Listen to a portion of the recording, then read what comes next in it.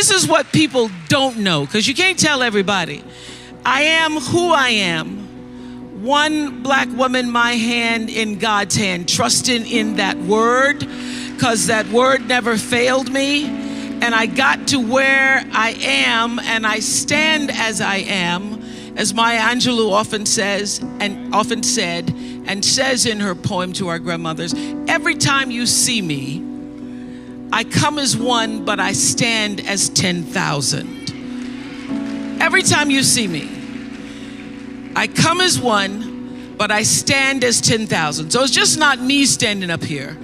It's my mother, my grandmother, her mother, the mother before her, her grandfather, every uncle who prayed, every sister who cried, every aunt who sacrificed, those whose names made the history books, those whose names never could make the history books, who allowed me to come as one and stand as 10,000. So oftentimes when I walk into a room, just as cool as you please, and I can't see another black face in a 50-mile radius, I stand and sit at the boards as one, but I'm bringing the 10,000 behind me.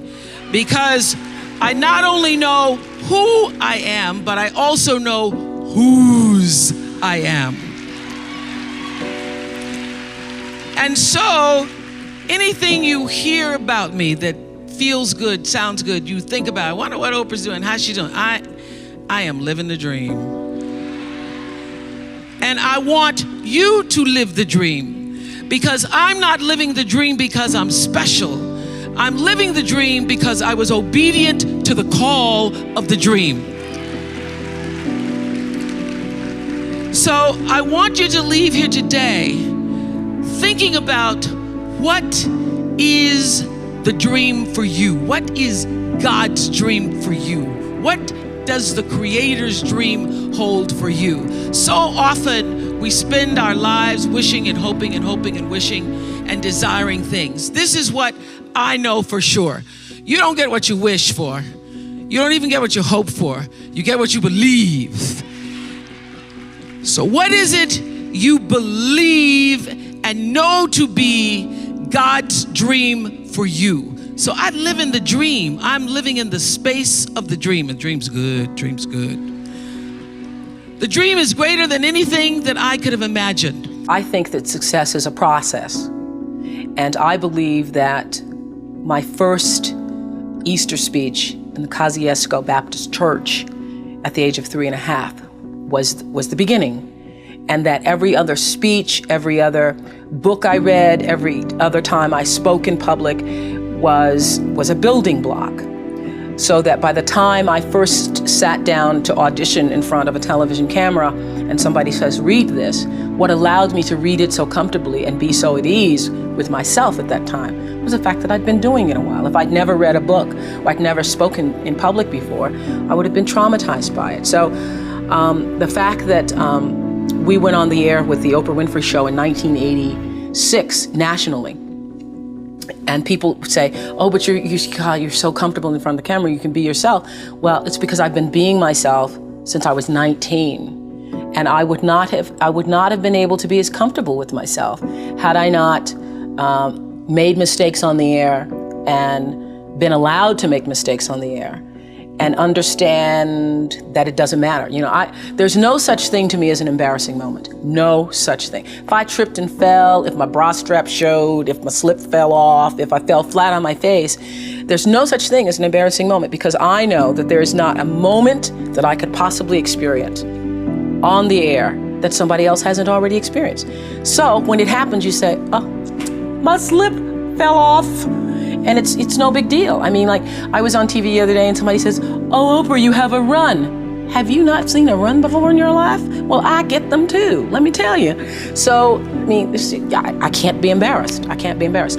Now, when I first started out, that was not true, because I was pretending to be somebody I was not. I was pretending to be Barbara Walters. So I'd go to a news conference and I was more interested in how I phrased the question and how eloquent the question sounded, as opposed to listening to the answer.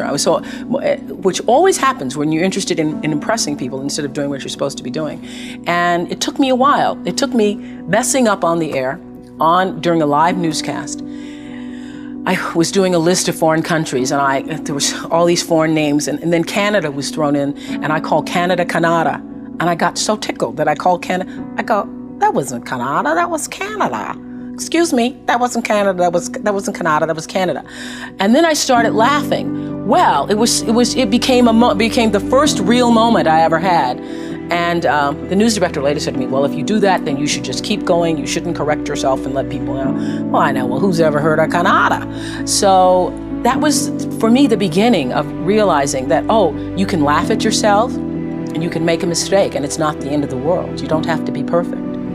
And biggest lesson for me for television, because then it didn't matter. Didn't matter. Oh, sorry, bra strap showing. Name comes with the mission and purpose. You know, you cannot define me or try to put me in a box, and you can't look at my life unless you look at the whole life. So I am a Negro, formerly, born in 1954 in Mississippi at a time when it was an apartheid state. And to be sitting here with you as your first guest in 2011 is a miracle that is beyond anything I could actually do for myself. So there's something greater at work here. And the thing that's greater at work, the force that has, and forces that have made this happen in my life, along with me working as hard as I have, it's bigger than I am, and fame is the vehicle from which I get to have this platform. So do I like that? I appreciate it.